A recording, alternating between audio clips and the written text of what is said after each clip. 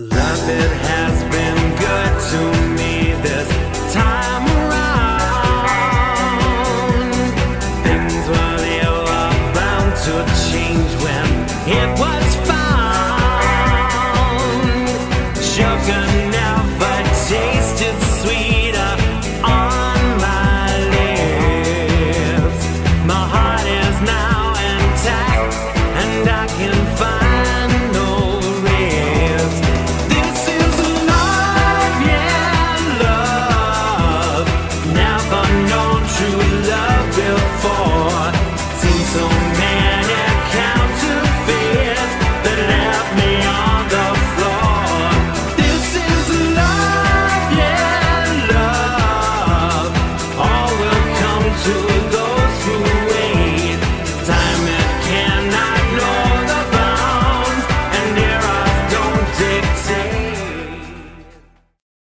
Well, hello, good evening, and welcome to today's episode of the X-RAD Show, the talk show that gets you talking on the Xandemonium Network, live from New York City. I'm Xander Gibb. And I'm the Truth Fairy. Oh, yes, sirree. And on today's show, we have the hottest of topics, and in part two, Julio Rivera from Reactionary Times joins us. More to come in a mere moment.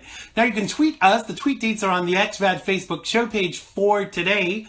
You can comment in the feed that's around the live feed, and we will endeavor to involve you in the conversation. Welcome back to the show, Thomas. How is the world with you, sir? It's good. I don't know what to say. Got nothing really to complain about for the most part. I mean, I'm sure I could find something, but yeah, I'm good. Happy to be here. Wonderful. I'm happy to be here too. I miss you all on Friday night. I had a bit of a difficult situation on Friday when my car died, like it was like totally dead, and a certain roadside assistance company that shall remain nameless left me sitting around for 2 hours, and you know it's not good to keep the Gibster waiting. So basically, it was a day from hell for me on Friday, and then finding out that the car was not fixable. So it turned out to be like the longest day of the year for me, practically, on Friday. But I'm back in positive mode, and I am looking for another vehicle. So if there are any car fairies out there, not truth fairies, Thomas, but if there are any car fairies out there that want to donate what car do I want, Thomas? I want anything but those little gay clown cars. Yes, anything but a little gay clown car. I wouldn't want a gay car anyway. Nothing pink. But if you'd like to donate a car to me, I'm obviously joking. But you know where to contact me. Because it's I know you live in LA, but I kind of and I live in the city, but I have to travel a lot for the stuff that I do. So, it's when you don't have a car, you really know it, because, that you have to cancel meetings, and there are things you can't just go and do, like you can't go to the drive-thru at 3 a.m. To feed your food cravings, etc., etc. Are you awake at 3 a.m.? Sometimes, but not a lot nowadays. I'm getting old now, I'm 35, so, I'm nearly 36, haha. So the problem for me is that I think as you get older, you're in bed by like 10, 11 o'clock, unless it's a weekend or unless there's a movie on, that I really want to watch, or I've been invited to an event. I do love going to events. And when I do, I never drive because I like to have a couple of glasses of wine. But yeah, I'm not up all night anymore. Can't do that. I hear you. Do you think it's like an age thing or what? Yeah, well, men don't really come into their own till they're 35, and right. Then all of a sudden you really appreciate a comfortable chair. Yeah, and when you get to a certain age as well, you kind of you start making noises when you sit down. Like it's like the sense of relief. So you sit down and you go, and you're like, did I really just do that? Kind of thing. Yeah, you turn into your parents. Yeah. It's inevitable. Exactly. You know, I look in the mirror now and I see my dad, the handsome devil that he was. And that's absolutely fine. But what do you think it is about aging? Because those of us that grew up in the 80s and 90s are now kind of getting into what they refer to as middle age. And when people say, oh, you're middle aged, I'm like, I'm not. They're like, well, middle age is the middle of what you're going to live to. So, unless you're going to live to like 108, middle age is like 35, 40. True, although people are living longer these days. The whole 30 is the new 40 and 50 is the new 40 and all that stuff. There's a lot to be said for that. I'm 50 and I don't really feel 50. Right. I've dialed down over the last decade my like you were talking about earlier, going out and that sort of thing, and it just happens and you're content with it. I do like being in a big city where I know that there's commotion going around right. me that I could participate in if I wanted to. Exactly. I wouldn't want to live in the boondocks in the middle of nowhere. I like knowing that just down the hill is the Sunset Boulevard, and if I wanted to go do something, I could. Right. I don't, but it's a good feeling to know that I can if I wanted to. Yeah, because, it's funny, I stopped going to nightclubs a long time ago. I was going to say discos, but you really do show your age if you refer to them as discos anymore. But, I kind of feel that when you go to these places and there are people in their 50s and 60s, they do really look out of place, don't they? Let's face it. They really do, and I remember about 15 years ago, I was at, because here in LA, it's not really about nightclubs, it's about events, and so, the edifice itself has a name, and then it's this event happening at this place on this night, and I used to go to this club called Beige on Tuesday nights that was at Falcon, and it had a younger crowd, but I remember one night, there was a table of older men, I'd say 50s and up, and they were sitting there kind of just not talking to anyone, and I was talking with some of the younger gay boys, and they had an interesting perspective. The men were sitting there obviously thinking, oh, the young boys won't talk to us. Right. But the young guys were saying, why are they isolating themselves? And they would have been happy to talk to them. It was just that the older people just assumed that the younger people wouldn't want to talk to them. And they just both groups saw it from a totally different perspective. The younger guys were like, why are the older guys isolating themselves? And then the older guys were like, why won't they talk to us? Right. And all they really had to do was meet in the middle and say hi.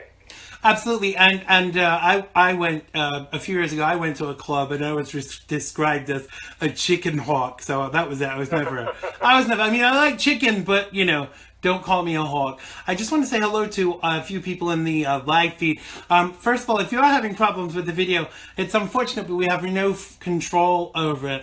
Either that you need to restart your wireless router, you need to refresh the page, you need to go and shout on Facebook, because apparently they're making shows, they're making live feeds from conservatives like myself a little harder to access, because they're paid by the Democrats, allegedly.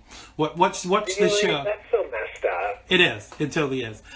So I want to say hi to Dave. Hi to Zal. Welcome. Hi to someone called Thomas S. Schmitz. Is he someone you know? Yes, he's a secret agent for the Kremlin. Yes, I believe he is a little Russian with a name like Schmitz. Good evening to Gina. Sorry you're still having problems with the feed. Hi to Sadie. I know Cassie is sleeping, but big kisses to Cassie. Hi to Thomas. Tommy even. Sorry that you're having problem with the video. Hey to Mark. Hey to, gosh, my eyes. Hey to Tanya, welcome. It's saying, Tanya's saying her video won't play either. Same thing, restart your wireless router, refresh your page. I'm so sorry about this, but we have Facebook to thank for this. Who else have we got? Let's have a look. so we don't miss anybody out. I got an email, a message the other day saying, "You missed me out, Xander. You didn't say hello to me in the live feed." Hey to Jim, welcome. And I just clicked like on Jim's comment, and now my live feed has disappeared. So there you go. Facebook are just really on the backs of conservatives, and it's not a conspiracy theory. It really isn't. So I am getting back there. But what do you think about this, Thomas? You know, this kind of like buying favors with social media, like we've seen is happening. Yeah, it's like what we were talking about last week when Rebecca Mansour, she used to be a speechwriter for Governor Palin, was telling us at the C4P convention back in '09 that, you know, the Obama campaign had the ability to respond in the comment sections within minutes of any article that had anything to do with him anywhere on the internet. Right. In minutes, they could flood the comment sections with their talking points that they were given. And we have to remember that the Obama campaign of '08 never dismantled. They turned into OFA, Organizing for America, and I can't remember if they went into a 501c3 or a 527. I can't remember, but they stayed intact, and they're still intact to this day. And so, you know, people should remember that and know that there are, you know, boiler rooms full of people with talking points that are that have a duty, a job to do. It was kind of in, if anyone watches the television show Homeland, this season they had a private corporation who did that, and they would, each employee in the boiler room would have hundreds of social media accounts that they were responsible for, and they kept up, you know, they would have pictures of their families and all this stuff, but every day they would get talking points from their boss, and their job was to flood the internet with a certain narrative, and that's not just fiction. That really happens, and so absolutely. To keep that in mind. During the Hillary campaign, Alan Tweddle, can you leave the feed and stop flirting with me while I'm broadcasting? Thank you. You're blocked. Doing that? Yeah. On Thursday. You know who he is? Yeah. No, I don't. On Thursday, we had a lot of a-holes, a lot of trolls in the room, who were making comments, and so I swiftly blocked them and got rid of them all.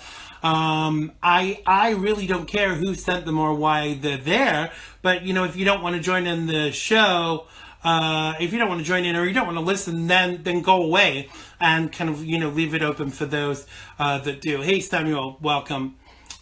So, yeah, we had that last week a little, and people were getting a little fed up with it. Interesting. So it's often a sign as well of when your show is getting popular that the Dems send in their spies to comment on what you're doing. But let's piss them off even more by going into a topic, because obviously Dems are so easily triggered. Let's melt a few snowflakes. So President Trump said this week that he would meet with North Korean leader Kim Jong-un amid heightened tension over his country's nuclear weapons program if the circumstances were right. If it would be appropriate for me to meet with him, I would absolutely. I would be honored to do it, Mr. Trump said in an Oval Office interview with Bloomberg News, if it's under the right circumstances. But I would do that. The U.S. has no diplomatic relations with North Korea, and recently, as recently as last week, Secretary of State Rex Tillerson, people are calling him T-Rex, which I think is really funny, said at the United Nations that the U.S. would negotiate with Kim's regime only if it made credible steps towards giving up its nuclear weapons and ballistic missiles. Most political people would never say that, Trump said, of his willingness to meet with the reclusive Kim. But I'm telling you, under the right circumstances, I would meet with him. So what do you make of this, Thomas? I would be worried about the Donalds going into North Korea. But I actually think that this Kim Jong Fung Wang, whatever his name is a little bit deluded. Well, you have to remember when you're dealing with the executive branch and with the State Department, when they say things like under the right conditions, what they really mean, it's called pre-existing conditions. Right. And the pre-existing conditions, those are very cut and clear do's and don'ts. They're written on paper. They're preconditions prior to a meeting. And that's what he means. And so I don't see any problem if there's pre-existing conditions written down that both sides agree upon, from the State Department under Secretary of State Rex Tillerson and from the executive branch under President Trump.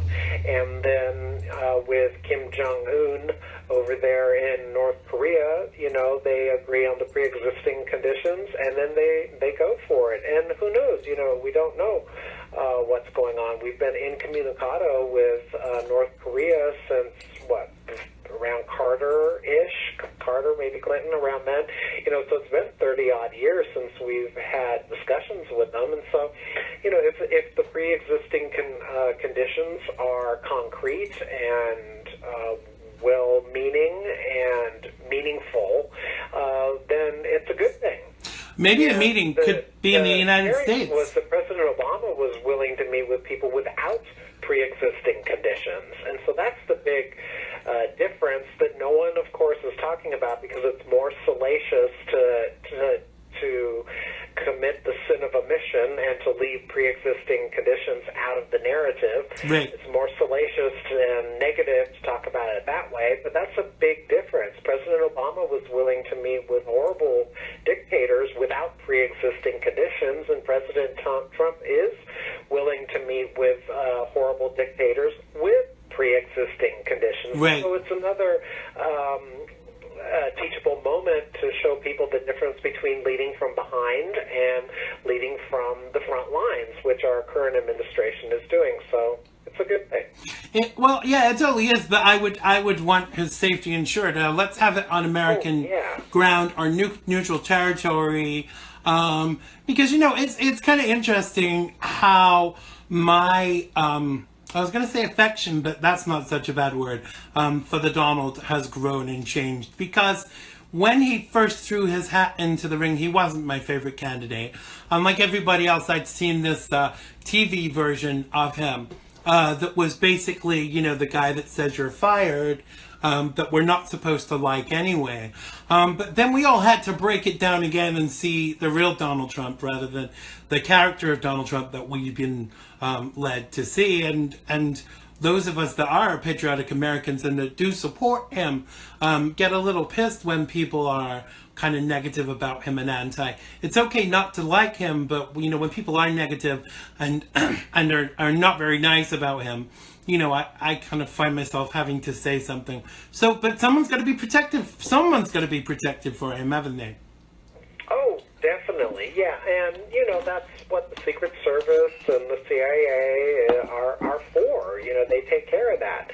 And, we don't have a stupid president. I mean, No. he would not go if it wasn't safe. No. The Secret Service, they don't ask, they tell. They say, no, you have to get in this car and go here because this is unsafe. They don't ask. They have protocol that they have to follow. Yeah. And so I'm sure the protocol would be followed to the T, and that would be fine. Absolutely. And so let's see this unfold because, it's interesting how no one batted an eyelid when Obama, reopened trade and everything with Cuba. But, people are a little iffy about North Korea. Why can't we all just get along, Let's find out what his nuclear arsenal is. Let's kind of get him a little bit more on side. And if we have to use trade sanctions to do that, then let's do it. Because I've said for many years that it's absolutely appropriate to cut aid and trade from companies that either have poor human rights records or they are, a huge threat to us. Why shouldn't we impose those sanctions? But, by the same token, why can't we reach out the hand of friendship to this this young fat kid. I mean, this gentleman. Did you see my joke there? And let's see what happens. Oh, definitely. You know, you have to go by people's self-interest, and the president understands that. He would take a look at what the self-interest is of North Korea, and that's the starting point. You know, you take personality and identity off the table, and you look at their self-interest, and you find some common ground, and you go from there. Yes, exactly. So Kim Jong Woo, if you'd like to come on the show, then give us a send us a message. Send me a private message, and we will get you on, and we can talk peace, bro. Okay. All right. So, interestingly enough, you know, you mentioned Obama because this week Senator Elizabeth Warren, aka Pocahontas, criticized former President Barack Obama for supposedly running into a common dilemma that afflicts politicians of both parties, which is losing touch with the average American. Didn't that happen before he was elected? Warren delivered her critique during an interview with the Guardian newspaper from the UK, in which she assessed what went wrong for the Democratic Party in 2016 election. Is that over and above having Hillary as your candidate? She said that regular people feel alienated when Obama talks about how wonderful the economy is doing, when this does not correspond with their daily lives.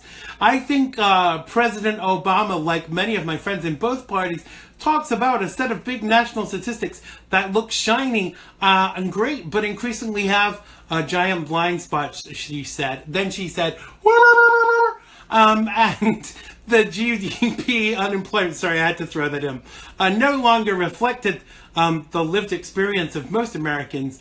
And the lived experience of most Americans is that they are being left behind with this economy. Now, worse than being left behind, they're getting kicked in the teeth. Warren made the headlines last week when she acknowledged being irritated by Obama's decision to accept $400,000 from investment bank Cantor Fitzgerald for speaking at an upcoming healthcare conference. Now, Thomas, the first thing I want to ask you, is it racist to call Elizabeth Warren Pocahontas, and should I be making these comments about this squaw? No, Senator Warren, she's the racist. I mean, we can never forget what she did. Right. And what Senator Warren did was lied about being an Indian in order to use the college's prerequisites for obtaining a job, a high-paying job that was supposed to go to real Indians.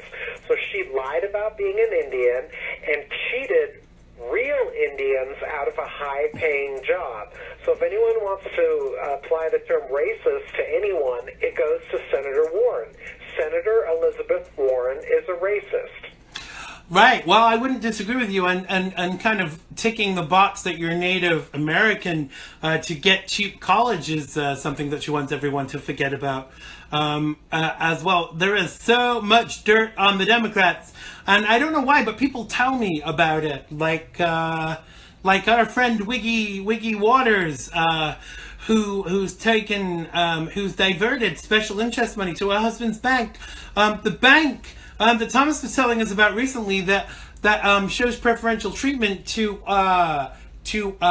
African American black people applying, basically. So yeah, this I have no qualms for this woman. She bothers the hell out of me, and she really, because I think people who live in glass houses shouldn't throw stones. She should really not even criticize the president, because let's face it, if we go back and look through how she's become a millionaire from being a politician, it's kind of worrying. And by cheating real Indians out of a high-paying job by lying about her heritage. I mean, she's as white as my butt, and she's no Indian, but she lied on the application so she could steal a high-paying job that was supposed to go to a real Indian, and Right. she lied about it, and she got the high-paying job, which means that somewhere there's a real Indian who didn't get the high-paying job. Right. So she's guilty not of just lying, but of stealing from actual Indians, and that's shame on her, you know. And people forget she's the one who came up with the "you didn't build this" thing prior to the Obama campaign, re-election campaign, using it as a slogan. Yeah. You know, so we should tell her, you know, you didn't build that teepee, and people who live in glass teepees shouldn't throw tomahawks. Yeah, exactly. I mean, it was interesting that she said that, you know, since Obama has left office, that he's not been in touch with the common American man, because he never was. You know, the Democrats are supposedly the party of the working man, but they're not. You know, what did they get about it when they forced American citizens to buy health care that they couldn't frickin' afford? And then if they couldn't afford it, they fined them for not being able to afford it. Yeah, Obama was totally in touch with the common man. But which common man are you talking about? His wife? Can I say that on live radio, television, whatever? I don't know. I guess we'll find out. Yes. You know what's interesting about the whole Obamacare thing? It was really nefarious for them to even do it in the first place, because at the time 80% of Americans were happy with their health care. When you have 80% of the population happy with something, you leave it alone. You don't change it for 20% who are unhappy with it. I mean, it's just math, you know, and it's common sense. You got 80% of the people pleased with something, so you go and you work on something else, you know, and that just even proves even more that, you know, the Obamacare bill was nothing about health. It was about control.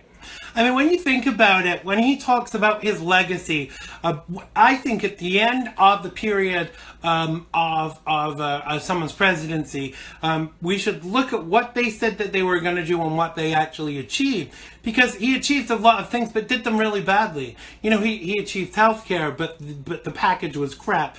You know, well, what else did he achieve? Sorry, I'm stuck now. There I go, saying he achieved a lot of things. But you get my point. You know, there is no legacy there for this man, because the legacy is really of how bad he performed. Yeah, his legacy is making race relations in the country worse than they've been in decades. You know, when he went into office, he was sold to us as this post-racial man, and then he got in there and he made race relations horrible. He fanned the flames, and he made them worse than they've been in decades. And all of a sudden, we've got the Black Panthers again to deal with. Right. And it started when he did that. He went on TV and said the police acted stupidly during the first couple, I think it was during his first 100 days, actually, or pretty close to it. And that whole scenario and story, that was a local issue, a local law enforcement issue. It wasn't even it's smaller than local, if there is such a thing. It was a little tiny town that the police should have dealt with locally, and it got turned into this national story, or international story for that matter, and President Obama having a press conference the same day that it happened, and there was no information, no investigation, nobody knew what really happened, and he went on TV and accused the police of racism. And that's what started. That was the catalyst for Ferguson. That was Right. the catalyst for Black Lives Matter. Right. That was the catalyst for what was that other race story in Florida that happened? You know, it's a catalyst for that. Trayvon Martin. Yeah, and the hands up, don't shoot them, that never happened. You know, that was the catalyst. And so, yes, Barack Obama has a legacy, and his legacy was making race relations in America worse than they've been in the last 50 years. Well, I can't agree with you. And what really concerned me was, you know, how badly he kind of encouraged people to treat the police in this country, and that seems to be a common a common thing with the Democrats. I mean, look at the trouble that Bill de Blasio has had in New York with the cops. And, you know, I'm going to take this opportunity and say again, he still hasn't sorted out a pay deal for the good men and women of the police force for New York. Get your act together, Bill, and give these people a freaking a pay agreement that is fair. You know, they go out every day and they keep us safe. And if you can't get off your white scrawny ass to give them a pay raise, then you definitely don't deserve to be there. Don't vote for Bill de Blasio in the upcoming mayoral elections. Kick him out. Get him gone. So I should do it. Good. Xander Gibb for New York mayor. No, I don't have time for that. I'm too busy commenting on politics to be doing them. But yeah, we should find out who that is. If anybody in the live feed knows who that is, who's going to be running against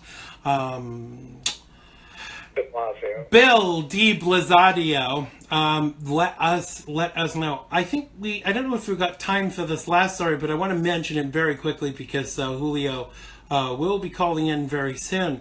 But did you hear that filmmaker and lardass and hacktivist Michael Moore is taking his tough anti-Donald Trump talk to Broadway? The Academy Award-winning director of Bowling for Columbine will perform his one-man show, which is called The Terms of My Surrender. I'm not going to give it any plugs, so I'm not going to tell you where and why, but who the hell does this guy think he is? Oh, he's a guy who sees a niche market that's growing every day, and you can sell tickets and make money by trashing the president, and that's what he's doing. Who knows what he's going to do in his one-man show, but I'm not surprised at all. I'm surprised he's not making a movie, another one, like he did during the Bush era. He made 2, didn't he? Fahrenheit whatever. Yeah, and you know, I mean, he's an opportunist. Of course he is. And you know, if he really believed and had strong convictions in what he's been saying for the last 20 years, he would support President Trump, because Donald Trump is doing stuff for the little guy, right? Where that's what Michael Moore has been talking about for the last 20-odd years. And so he's really out of touch, and he sees an opportunity to make some money, and that's what that's all about. But you know who's doing a dance routine, don't you? In the intermission, Anna Navarro. Oh, I thought it was Maxine Waters. Well, they're going to swap wigs, you see. And Maxine's going to do her James Brown impersonation, which should be interesting. But you're not allowed to say that either, because apparently that's racist, because James Brown is a race, not a person or a singer anymore. And wigs are racist too now. I know this is not a wig before you ask. It's a toupee in the middle that doesn't fit quite right. Yeah, this guy kind of bothers me. You know, everywhere he goes, you can always tell where he's going to be, because there's like a huge team of snack trucks, any event that he's going to go to, you know, just in case the guy gets hungry. And yes, before you write in and say, I know I'm a fat ass too, which gives me the right to talk about the fact that he is a fat ass. I don't know where this guy gets off, I really do, but it sure ain't the gym or Weight Watchers. Yeah. I mean, he's been doing this for years. I mean, it really should come as no surprise. It's just that now it's been monetized. Right. And he'll make some money and get his name in the papers and, you know, write a book and make a movie and all that stuff, and then they'll have an award show next year for his Broadway show, yeah. And then he can win and give a speech that says horrible things about the president, yeah. And the people in the audience can feel good about themselves and virtue signal in front of the whole country, and you know, lather, rinse, repeat. We've seen this before, and we'll see it again. And you'll see Michael Moore's ugly mug going, "Thank you, I really do hate President Obama." I know, somebody needs to send him some shampoo. His hair is so dirty. Exactly, and not in a Gucci kind of way. So I'm going to begin to kind of way at all. Because there's a lot of dirty-haired Gucci models out there. Yeah, I don't think he could pass the muster for that. Yeah, I used to be a model. I know you did too. I was a model in my younger years, mostly for sofa covers and things like that. But yeah, I was a model. So our guest is going to call in any second. He is the conservative Rican. He's calling us from his deathbed tonight, singing Queen songs like "The Show Must Go On." There's no connotation there with the reference to Queen. He is a writer, a TV presenter, and he is the editor-in-chief at the Reactionary Times, of which I am a contributor. And he should be calling us any second from his deathbed in New Jersey because he has the man flu. Now, is the man flu worse than the regular flu, do you think, Thomas? I've never heard of the man flu. What is that? Well, it's the man flu is like the flu, but a guy has it. Oh, God, we even have to genderize that. Yes, exactly. Exactly. Holy moly. We've now politicized influenza. Exactly. Do you have the flu jab? Do I have the flu? No. Yeah. No, I said do you have the flu jab? Oh, no, what's that? Well, people having it like inoculations. Here we go. Exactly. Here we go. Yeah. This is the Ballpark Pharmacy. Can I help you? Yeah, I just wanted to know if my prescription was filled. I'm dying over here, and I don't know if I'm going to make it through the night. I got this big important radio thing that I got to do right now. And I feel terrible, and I just want to make sure that I can get through it. So is my medicine ready? Sir, we recommend you take some echinacea a bit more regularly, and then you won't be coming down with these things. Hey, Julio. I'm sorry to hear you're not feeling good. Yeah, no, I'm actually, I feel like death. You know, the thing with me is when I get sick, and it's true, when men get sick, it's like, you know, the worst thing in the world. It's so painful. I have literally aches all throughout my body. I took a bunch of ibuprofen, and I felt pretty good for like a couple of hours. But as soon as that wore off, it was just like, the feeling of death again. But whatever, we have to just continue and march on and do Absolutely. How are you guys tonight? Well, we're ready to sing Queen songs with you. Isn't that why you came on?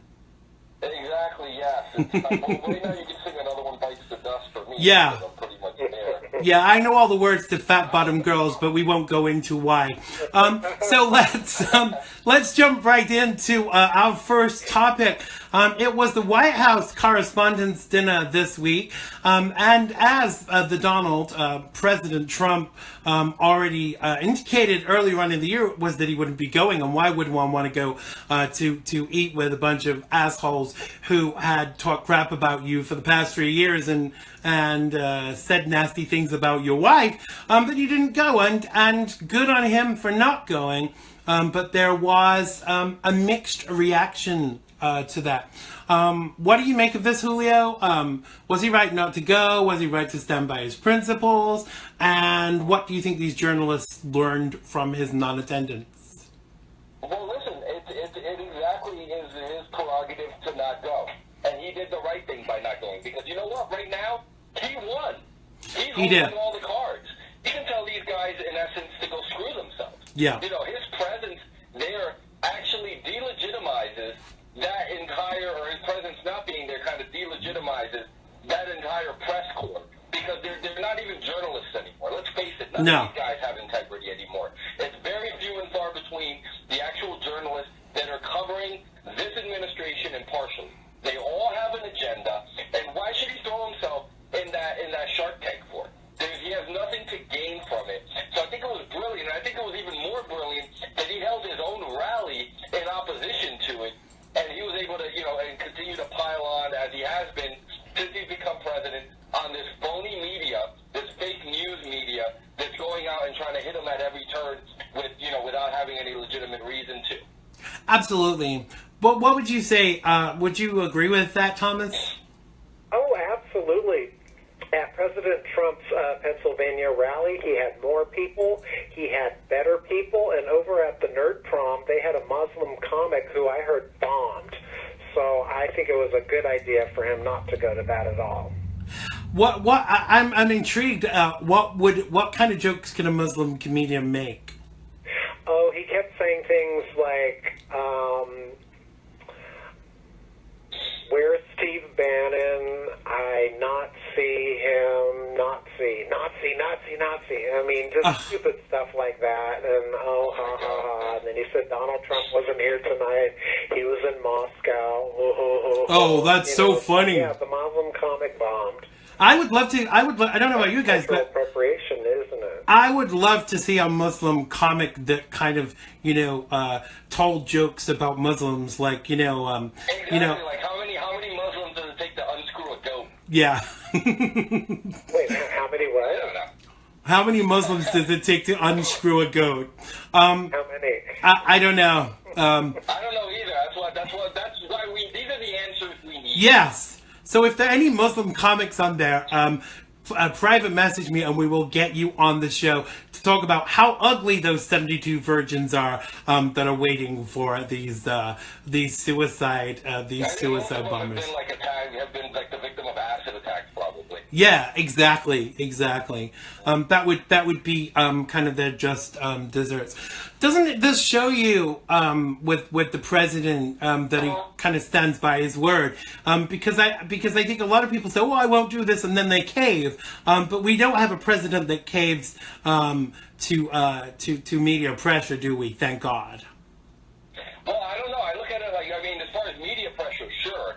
I'm really concerned, and this is a little bit off topic, and it wasn't really something that we had discussed that we were going to be talking about. Go for it. I'm putting together some stuff for Reactionary Times. This issue with the budget and what Paul Ryan has done to us again. I'm quite frankly sick. There's no money for the border wall. There's a lot of non-military spending increases.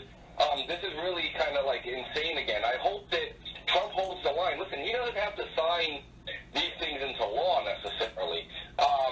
So when he's presented with these bad bills, that are being written, let's face it, by a progressive House, which is led by Rhino leadership, which is really no different than the Democrats. I hope that Trump will stand firm and veto bad bills that he receives, much like Obama. When Obama got bills that he didn't want to sign from the Republican House and Senate, he just wouldn't sign them. Right. So we'll see. We'll wind up seeing. I think that'll be kind of a true test of, his conservative mettle as to whether or not we wind up with, still the runaway spending and deficits that we really had under Obama. Let's face it. If you look at that bill is no different than a bill that would have passed under Obama. Yeah, it's kind of. I think it's kind of worrying, and I think that this first budget will be very telling. But I'm sorry to say this, and a lot of people will not like the fact that I'm going to say it. But Paul Ryan has to go. I think Paul Ryan has showed us up too many times. He's not up to the job. He's not a true conservative. I think that he would have preferred that Hillary got the job. In all honesty. Of course, yeah. So I'm not the top of his, fan tree. What do you say about Paul Ryan, Thomas? Well, I think it was very telling that Paul Ryan on August 9th of last year had to actually, for the first time in his political career, do something for his election. Constituents, right. Because for years, his name would be on the ballot, and he would just, work and visit his family and stuff. But he had to actually get out there and campaign, because Paul Nehlen, who ran against him in, I think it's District 1 in Wisconsin, put up a fight, and Paul Ryan actually had to fight. And so that's a little telling, that he had to actually do something to keep his seat. Right. Because normally his name's on the ballot, he gets reelected. This time he had to actually go out there and campaign. That's a very good move in the right direction, and I think the writing's on the wall. Eventually he's going to be cantered, and I think we're going to see some surprises in the midterms, because more and more people are realizing that these congressmen and senators, they don't write the bills. The legislation comes from these other entities, like the Tides Foundation and what's the one that wrote the stimulus package? Jeff Jones is on their board of directors. I'll think of their name in a minute. But we're beginning to understand that it's not Congress who writes the bills. It's these outside entities. And the congressmen and the senators are merely, they're like Vanna White. They're Swiss models. Wow. Legislation that they didn't write. And so the midterms are going to be very interesting. interesting because a lot of people have caught on to this, and the Paul Ryan having to get out there and campaign on for that election last August 9th was, very telling. And I think we're going to see more of that. These people who just kind of take for granted that they're on the ballot and that they're going to win just because of who they are. Nancy Pelosi is going to have a challenger this time. And it's a Bernie Sanders supporter, and she's probably going to end up having to get out there and campaign. She hasn't had to do that in decades. I think a piece of slam. It's very interesting to sit back and watch this because people have caught on to the fact that the House of Representative reps and the senators in the United States Senate don't write legislation. Right. And isn't that what we pay them for? Exactly. I think that to represent ourselves in the House of Representatives and the Senate, but as more and more people catch on that it's these outside interests who are writing the legislation, people are going to start paying attention to that and do something about it. I think that a piece of Slam and a Rock could run against Nancy Pelosi and still win. It'd have far more personality, and it would have more to say about how America can improve. But I want to change the direction just a little bit. I want to talk about something that's going on Saturday. That Julio's going to be involved in for a little while. This is if this flu doesn't kill him, of course. And that's the PKS Day on Saturday, which stands for Pardon Chris Saucier. This show and Julio's show too, and also the Reactionary Times have supported Christian Saucier and his family. For those of you who don't know about Chris, he's a Navy veteran, took 6 selfies that were never disseminated on a 40-year-old submarine. Even President Trump said anybody that wanted those pictures would have had them, by now. But it was very political, and at the time, the FBI, who didn't have any jurisdiction over this, it was a JAG issue. All of Christian's colleagues that did the same thing were fined and dropped to rank, quite rightly. But Christian was made an example of by a prosecutor that was appointed by Obama, and a judge that was appointed by Bill Clinton. So the guy had no chance at all, and was made an example of, and was fined, was under house arrest for a period of time before that, and was actually given a year in federal jail. Now this guy's got PTSD. He's not getting his proper meds. He's subject to cold showers, and they really don't. I mean, I know it's supposed to be jail, but, this guy shouldn't be there. Now, President Trump did talk about possibly doing something for Chris, both before and after the election, and in interviews with Hannity. But still, Chris is in federal jail. And so on Saturday, we're going to do lots of things, including a 1-hour live show in order to highlight this, because Chris is clearly being forgotten. And whilst none of us want to be disrespectful about President Trump, because I know he's got a lot to do, but this guy wastes away and Hillary Clinton walks away free. What do you want to say about this case, Julio? Because I know you've had quite a lot to do with the family too. Yeah, well, I mean, I've written a lot of columns and, tried my best to try to get as much exposure to this and, media for Kathleen and whatnot over the last couple of months. At the very beginning, to me, obviously, it was a good political tool to hit Hillary Clinton with because of the fact that it was such a hypocrisy. But It's kind of changed over the last couple of months. I mean, as you guys know, I'm going to be having a baby in a couple of months, and I just think of, little Cassandra sitting there. She's a toddler. Yeah. She's about 15, 16 months old. And, she's missing her dad right now. Right. She doesn't understand. In her mind, she can't grasp exactly what's going on. They go, all the time to go visit. It's quite a chore for Sadie. 3 hours each way. And go out there to go see her dad. But she has to see him under those conditions in prison. It's really not fair.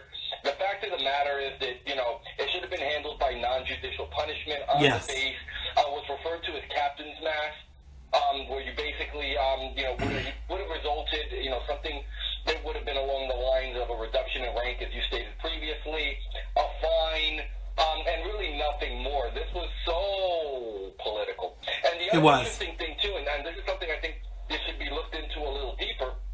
When Jeff Sessions had requested the resignation of all these federal prosecutors that were appointed by Obama, that the federal prosecutor that actually handled this case and prosecuted Christian Saucier wound up submitting her resignation. I believe it was in early March. I believe it was March 21st, and then magically, for some reappointed. reason, was reinstated to her position 2 days later. So I don't know exactly why that occurred or what the reasoning was for her to get her job back. But I think that's a little bit of a failure there by the Trump administration. And I'm disappointed because Trump has done a lot of things by executive fiat, and something as simple as a pardon, which he can do with the stroke of a pen. Yes. He really should pardon Christian and restore his service. The fact is that he served, honorably the United States Navy for 11 years. That was his life. He was planning on retiring. It was his source of, being able to support his family. I asked a question in my most recent column regarding this. At the last sentence of the article is, we have to ask the question if, or I forgot how I phrased it, but basically it was to the effect of, if he's not going to pardon them, or if he has no intention of pardoning Christian Saucier, that he basically used them as a prop. Exactly. The Saucier family as a prop on the campaign trail, to try to drum up hatred for Hillary, but he had really no intention of ever doing anything to try to help their family. But this is a situation where, last time I checked in with Sadie, their savings were dwindling down to their last couple of thousand. They're in danger of being homeless. They really need to have their breadwinner and provider back. They do. To stabilize their family. And it would just be a godsend if President Trump can follow through on really what he alluded to on the campaign trail. Yes. Exactly. Now, the interesting thing, we've had Christian's mom, Kathleen, on the show several times. We've had his wife on. I had the pleasure of meeting his wife and his daughter.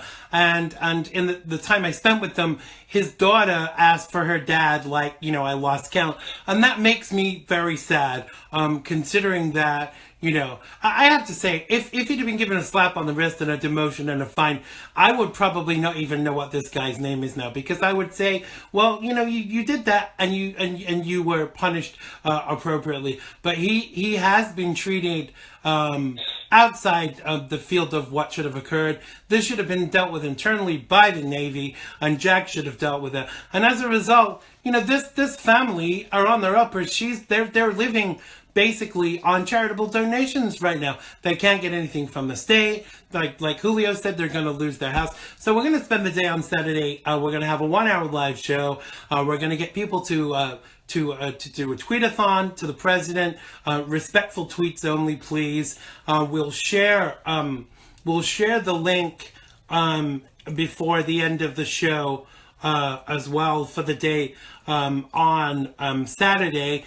So whatever you can do, if you can't listen to the show, you could send a tweet. If you can't send a tweet, you could go to the website, you could follow the page, etc., etc. Whatever you can do will be most welcome. But, I do emphasize, this is not about bashing President Trump. Are you all right there, Julio? I'm sorry, go ahead. I wasn't saying anything. No. This is not about bashing President Trump. This is about... No, absolutely not. I understand that he's a busy guy, and obviously when you have, Assad, attacking his own people with chemical weapons, yes, maniac in North Korea, we've got all types of domestic issues, and I understand all of that, but, he needs a reminder, and, let's hope and pray that this Saturday...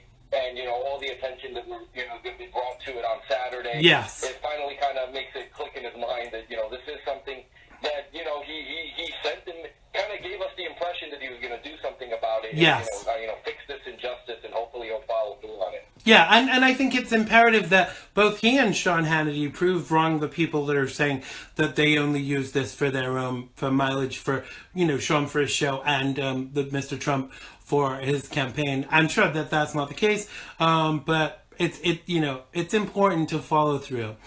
We are at the end of our time. Sorry you didn't get to say much during that last little bit, Thomas. We are at the end of our time together.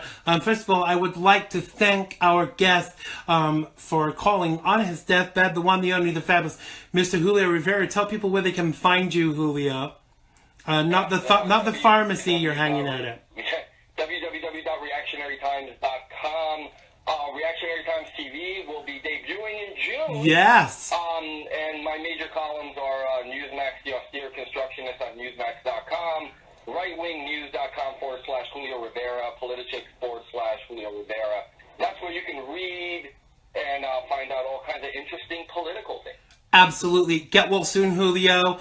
And Julio. we look forward to talking to you again very soon. No problem. What did you say, Thomas? I'm sorry, I missed that. I said feel better. I'm sorry? Get better. Sorry, I'm having trouble hearing you. Get better. Oh, thank you. Yes, I will. You're I'll try not welcome. to, die. I'll try to make it Saturday. Yeah, don't die before Saturday because we need you on the show. That baby's going to need a dad, so just stick around a bit longer for us, buddy, okay? Exactly, yeah. I'll try to make it to August. Thank you. All right. Thanks a lot, Julio. Take care. Thanks a lot. Bye-bye. That was the fabulous Julio Rivera. You can check him out at www.revolutionarytimes.com. Make sure you check out his writing and the all of his contact information is there too. Thank you to my co-host, the fabulous Mr. Thomas S. Schmitz. Thank you once again, sir. Tell people where they can find you. Oh, sure. It's easy to find me on Twitter. It's at Thomas S. Schmitz, at ThomasSschmitz,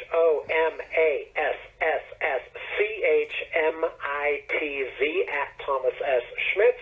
And I can be found as an editor and contributor at www.conservativesforpalin.com. That's the number 4, conservativesforpalin.com. Twitter, at Thomas S. Schmitz. Absolutely, and Thomas will be back with myself and Tony on Friday for our usual roundup of what's been going on during the week. Thank you so much, sir. Give our best to Jim and have a fabulous week. Thank you. I will talk to you on Friday. Absolutely. Thanks a lot, Thomas. Of course. Take Thanks, care. Xander. Bye-bye. That was Thomas S. Schmitz. Make sure you check him out at conservativesforpalin.com. All of his contact information is on the X-RAD Facebook page for today. Thanks to everyone in the live feed. Far too many to name. We did have a few trolls tonight, but they were dealable with. I will be back with you tomorrow. My co-host is Margaret H. Averia, and we will also have the entertainment roundup from Jason Prince. Oh yes, sirree. It's such an exciting night. But yes, stay safe out there and stay warm or cool wherever you happen to be, because it's very cool it's very warm on the East Coast tonight. We will be back with you tomorrow, and I really do love you all. I do. Bye bye.